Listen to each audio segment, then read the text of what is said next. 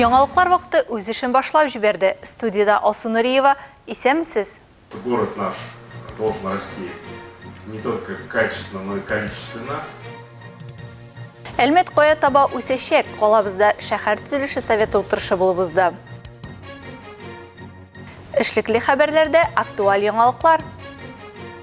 Оператив эзләү чаралары барышында Әлмәт оперативниклары шикләнүченең шәхсен ачыклый. Кыргалдарлар тузагына тагын бер корбан эләккән. Әлмәттә бүгенге көндә 220 мең кеше яши дип исәпләнсә, шәһәр үсешенең стратегик планы нигезендә 2040 елда халык саны 400 меңгә җитәргә тиеш. Калабызда киләсе елларда нинди яңа объектлар төзеләчәк? Бу сораулар шәһәр төзелеше утырышында кузгатылды. Шәһәр төзелеше утырышына шәһәр белән тыгыз бәйләнештә торган оешма вәкилләре, эшмәкәрләр чакырылган иде.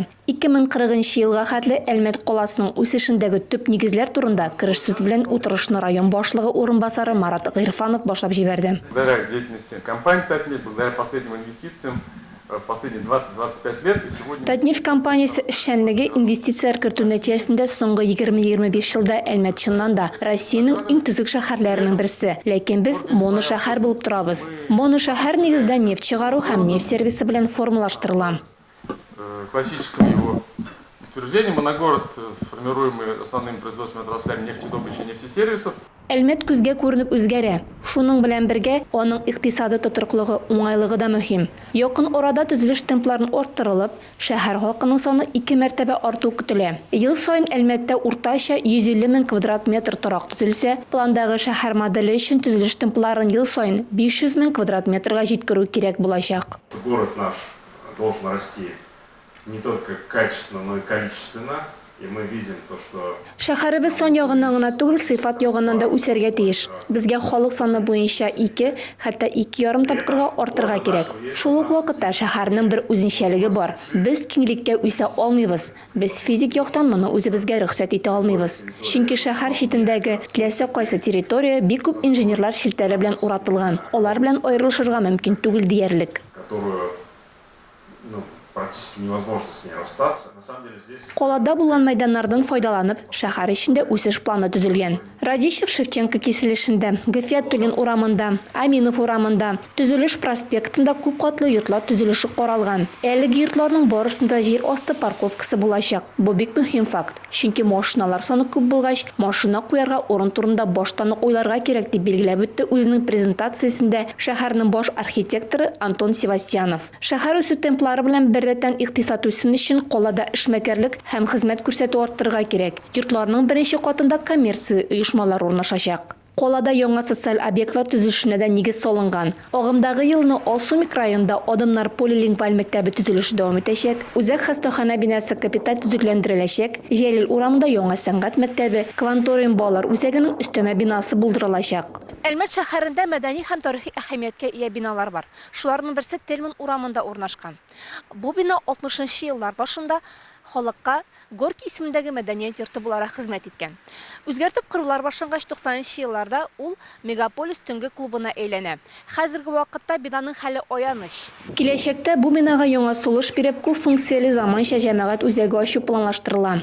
Хореография, концерт залы, лекторика, воркинг, фотостудия, тавыш яздыру студиясе, зур булмаган кофейня, буларның барысы да яңа Горький исемендәге яңартылган мәдәният йортында булачак. Әлмәттәге беренче киберспорт белән шөгыльләнүче зал яшь буын өчен көтеп алынган яңалык. Гомумән, бу үзәк беренче поселокта яшәүчеләр өчен урынлы. Ул бик кирәкле ял мәйданына әйләнергә тиеш дип өстәде баш архитектор. Шәһәр төзелеше утырышлары һәр квартал саен үткәреләчәк. Анда үсү векторлары, яңа проектлар һәм шәһәрне планлаштыру, урбанистика буенча белгечләр чыгышлары да көтелә. Алсу Амирова, Дамир Курбанов, яңалыклар вакыты Луч Әлмәт телекомпаниясе. Мартның беренче яртысында Әлмәттән 333 КАМАЗ кар чыгарылган. Бу юнәлештә эш дәвам итә. Көннәр җылытуга карамастан юл кырыйларыннан да, ишек алларыннан да боз катыш карны әкренләп чистарталар. Шулай ук таш түбәләрне дә чистарту дәвам итә. Ишек алларын яки түбәләрне боздан чистарту мәсьәләләре буенча идарәче компанияга торак коммуналь хуҗалыгы һәм торак сәясәте департаментыннан мөрәҗәгать итәргә кирәк. Әлмәт районы башлыгына Telegram яки ВКонтакте аккаунтына язырга була.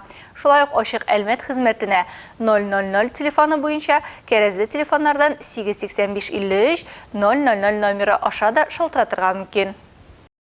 хәзер эшлекле хәбәрләр рубрикасы. Анда сез ил икътисадына бәйле иң актуаль яңалыкларны беләчәксез.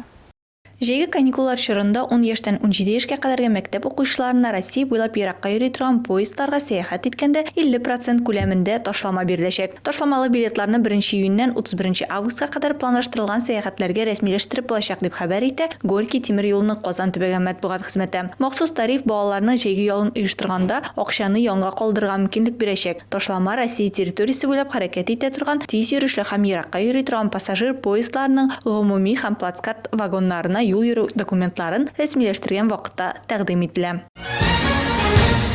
Шулай ук балаларга бәйле тагын бер уңай яңалык. Балалар ялы өчен кэшбэк программасы кысаларына юлламалар сату 30-31 март төнендә башлана. РИА Новости язуынча, балалар лагерьларына 1 майдан ял итәргә барырга мөмкин булачак дип белдерде Россия Федерациясе вице-премьеры Дмитрий Чернышенко. Шуннан да президентның балалар лагерьларына юлламалар өчен кэшбэк программасын 2022 елда озайту турында карары безнең гражданнар өчен бик кирәк. Программа былтыр бик популяр булды. 420 мең бала 2400 лагерьдә ял итте. Ул вакытта гражданнар 10 миллиард сумга якын бәядә юлламалар сатып алган. Шуның 5 миллиард сумга якыны кире кайтарылган.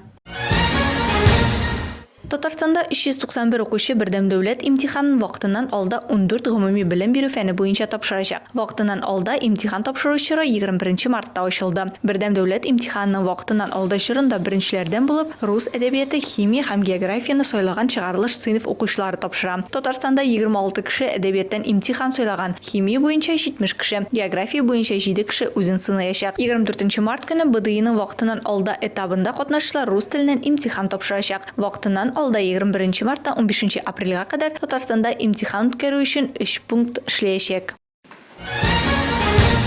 Россия Федерациясе премьер-министры Михаил Мишустин 30 яшькә кадәрге яшьләрне эшкә алган компанияләргә субсидияләр рәвешендәге дәүләт ярдәме бирергә мөмкинлек бирә торган карарны имзалады. Биредә 30 яшькә кадәрге аерым категория гражданнарны эшкә урнаштыру хакында сүз бара. Алар көллият һәм югары уку йортларын тәмамлаган, эш тәҗрибәсе булмаган яшьләр, урта һөнәри яки югары белеме булмаган егетләр һәм кызлар, инвалидлар, ятим балалар, бәлик булмаган балаларның ата-аналары. Субсидия район коэффициентына эшкә урнаштырылган кешеләр саны һәм иминият взнослары суммасына арттырылган хезмәткә түләүнең 3 минималь күләменә тиң булачак. Эш бирүче беренче түләүне кешене эшкә урнаштырганнан соң 1, икенчесен 3, өченчесен 6 айдан соң алачак.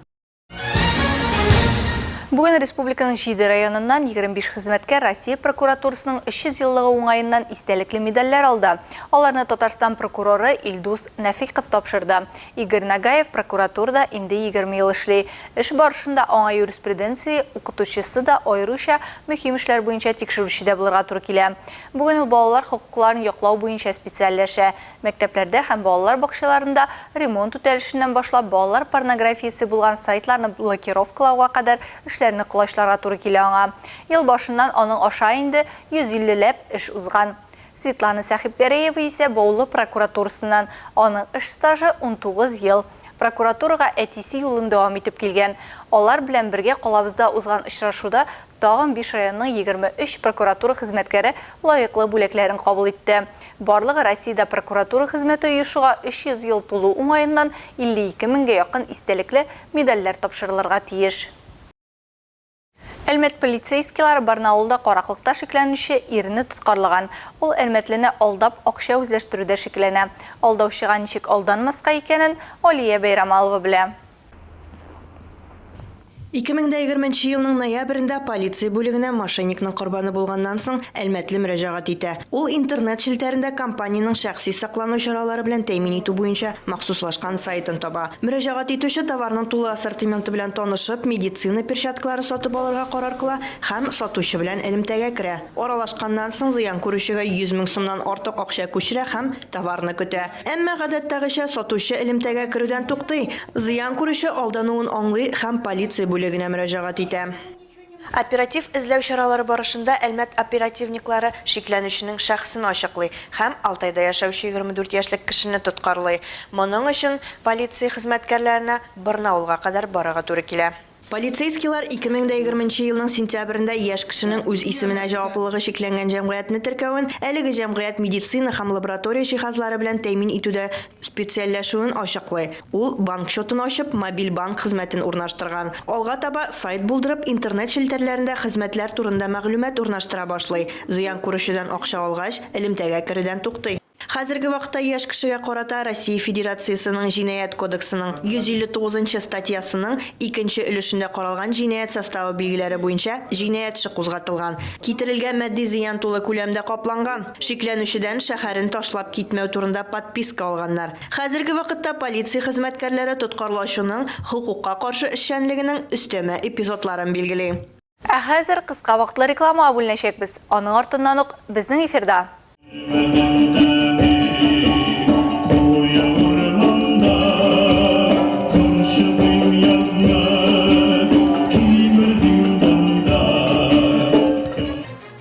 Музыкантлар һәм шагыйрьләр төрки кораллар ярдәмендә өр-яңа әсәрләр булдырды.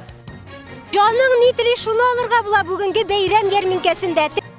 Азнакай халкы кышны озатып, язны каршы алды.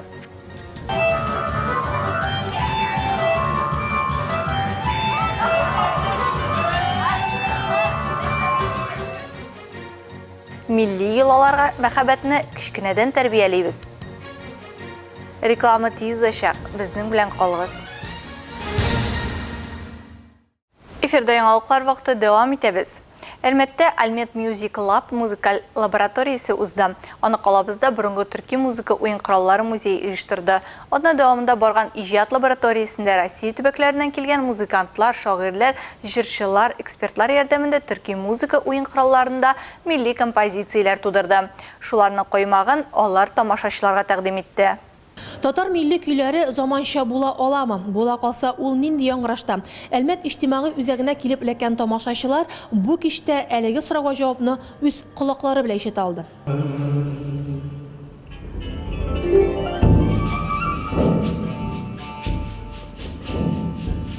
Думбура, калкубыз, ногай курай. Татарларның иң борынгы музыка уен кораллары менә шулар булган. Тик ниндидер сәбәпләр аркасында алар бик еракта калган һәм бүгенгә киң җәмәгатьчелек арасында милли уен коралларыбыз дигәндә гармун һәм тальян булган дигән ышану гына килеп җиткән. Ә бу исә милли музыка тарихын нибары 100 еллык кысаларга бикли. Борынгы төрки музыка уен кораллары музее хезмәткәрләре фикеренчә, тарихи гаделлекне торгызырга вакыт җитте.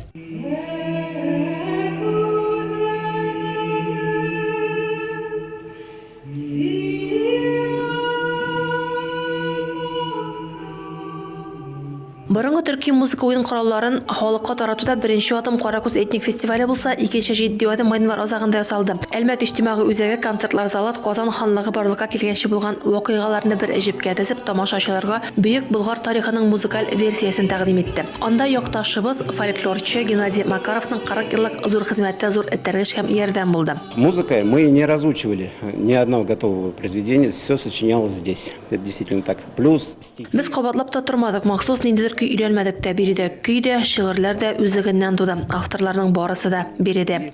Получилось у нас порядка 10 песен, которые сегодня мы и покажем.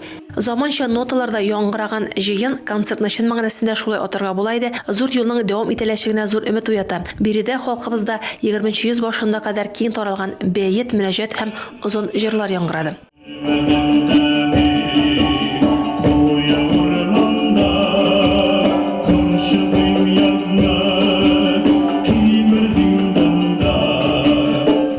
Катнашкан 20ләп кешенең азагына кадәр 12се җиткән. Араларында Тобольск каласыннан Айдар Ниязов та бар. Туганнан бирле әнисе җырлаган бишек җырлары үз эшләрен эшләгән. 17 яшьлек Айдар бүген Казан музыка көллиятендә белем ала. Мәктәптә дә җырладым. Җырлаганда гел татар җырларын гына җырларга сорадым. Финалга Татарстанның атказанган артисты Эльмира Кәлимуллина чакырылган иде. Ул тамашачылар өчен 2 җыр башкарды.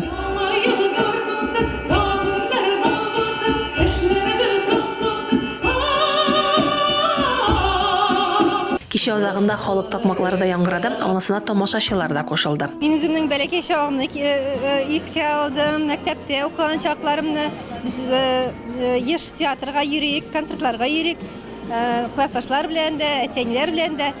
Һәм мин шулай да үземнең балаларымны шулай продолжать итәргә телим инде. Алар да безнең телебезне, илебезне сакласыннар, белсеннәр. Радифа Нугманова, Рафаэль Сафин, яңалыклар вакыты, Луч Әлмәт телекомпаниясе. Ознакай халкы кышны озатып язны каршы алды. Шифа үзәге каршындагы мәйданда узган Нәүрүз бәйрәменә өлкәннәр, балалар, район авыл җирдәге вәкилләре, шәһәр кунаклары җыйналды. Шунда ук бәйрәм уңаеннан ярминкә дә оештырылган иде. Бу хакта тулырак Илмира Шәрифуллина дәвам итә. Кыш җитте, яз килде, үрдәк белән каз килде, былбыллардан аваз килде, Нәүрүз мөбарәк.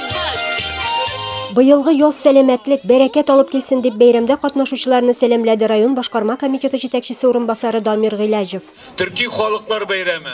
Бурын-бурыннан безнең бабайларыбыз, безнең әбиләребез бәйрәм әйткән бәйрәм.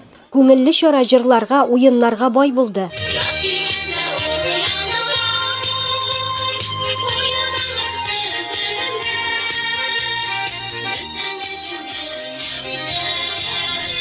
Бирсен Аллаһ Тәгалә барыбызга да семья вакыты, балаларның игелеген күргәсен, аларга да җан-тынычыгы сәламәтлек биреп, шушлай күңелле бәйрәмнәрне каршылап, картаярга ясам. Шунда ук авыл хуҗалыгы ярминкәсе дә гөрләде. Җаның ни тели шуны алырга була бүгенге бәйрәм ярминкәсендә. Телисең икән каклаган каз, тузлаган каз, иремчек, җиләк җимеш.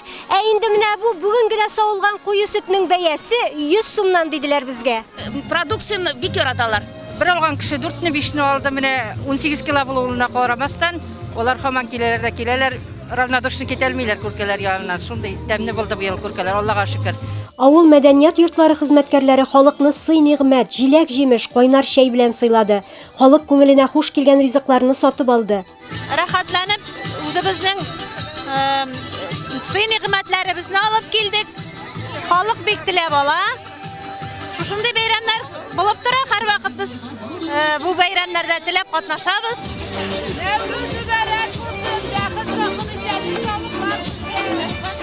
Алла бирсә биргәнмәсә, башка елларда шушлай матур итеп килергә тырышырбыз. Көн белән төн тигезләшкән көнне азнакайлылар менә шулай бәйрәм итте. Илмира Шәрифуллина, Рөстәм Акбаров, яңалыклар вакыты, Луч Әлмәт телекомпаниясе. Нәүрүз бәйрәмен каршы алган көннәрдә аеруча җанлану күзәтелә. Әлеге күркәм чара сәүдә икътисад техникумында да үтте. Сәмәсә студентлар, укытучылар һәм хөрмәтле кунаклар, менә салкын кыш та үтеп китте. Ямьле яз җитте. Яз белән бергә Нәүрүз бәйрәме килеп җитте.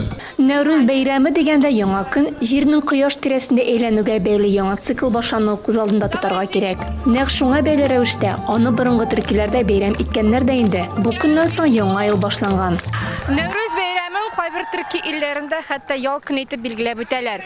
Сәүдә икътисад техникум студентлары бу көнне менә шулай җыелып, тәмле әйберләр һәм үзләренең Нәүрүз бикәләре белән һәр төркем вакытланышып үткәргә булганнар.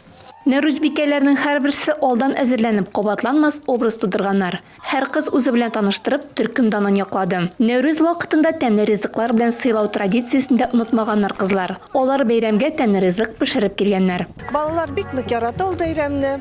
Ел саен үткәрәбез, балалар эшпошмаклар пешерәләр, кыймаклар ясыйлар. Күп бәйрәмдә катнашып, балалар бик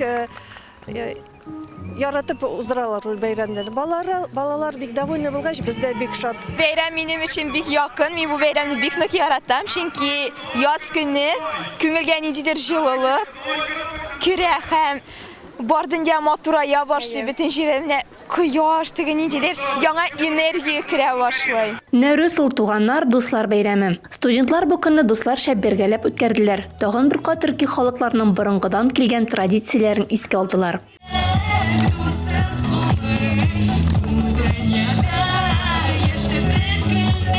Алса Амирова, Марат Халиуллин, яңалыклар вакыты, Луч Әлмәт телекомпаниясе. Һәр милләт үз җирлегендә барлыкка килгән һәм буыннан буынга күчә торган гореф-гадәтләрен, кешеләрнең яшәү рәвешләрен, үз-үзләрен тоту кагыйдәләрен, карашларын, зәвыкларын сакларга омтылган.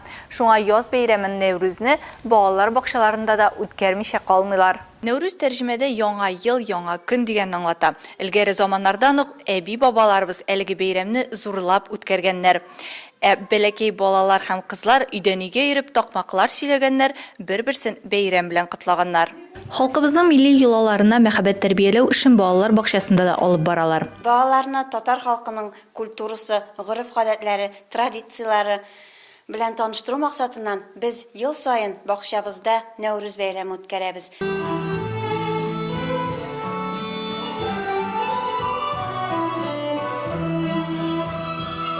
Балалар әйлән-бәйлән, җырлар һәм язга бәйле шигырьләр белән язның хуҗабикәсен каршы алдылар. Ул барлык начарлыкларны, авыруларны узган елда калдырып, яңа уңышлы, исәнлек, муллыкка бай булган ел теләде. Үз постын калдырырга теләмәгән Кыш бабай белән балалар ярдәме белән көч сынашты.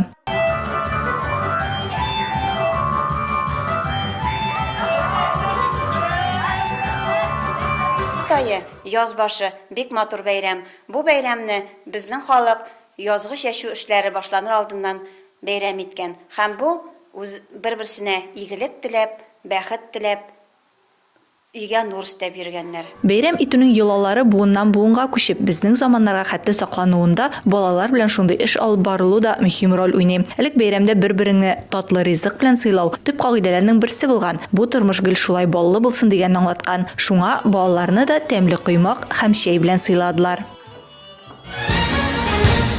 Бу сезгә җиткерәсе соңгы мәгълүматларыбыз иде. Мин Алсу Нуриева һәм монтаж операторы Олия Байрамалова сезнең белән саубуллашабыз. Киләсе очрашларга кадәр.